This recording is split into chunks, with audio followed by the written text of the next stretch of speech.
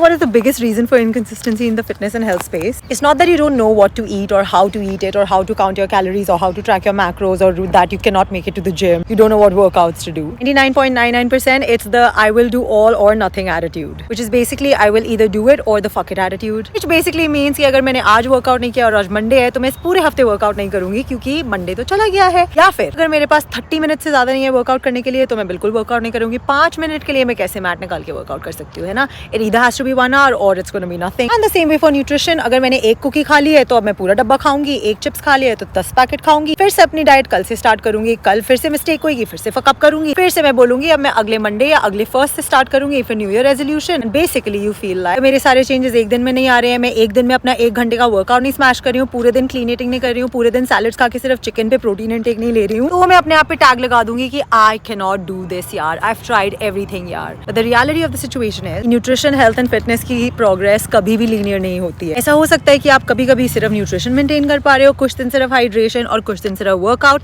ऐसा भी हो सकता है कि कुछ दिन आप सिर्फ 5 मिनट का वर्कआउट कर पा रहे हो and it still counts because something is better than nothing. So if you've eaten a rasgulla in the morning and then you say I'm going to now smash the whole day with butter chicken and naan and da-da-da-da, that's the first mistake that you're making. This is what happens when you make short-term goals. When you say I'm going to give myself a 30-day goal, it's never going to work for you because in 30 days you're expecting yourself to basically follow a blueprint to the T without making any fuck-ups. And at the end of the day, we're all human beings and it's not a 30-day journey. You also have to maintain those habits, which is the biggest shortfall that I've noticed as a coach in the last 8 years.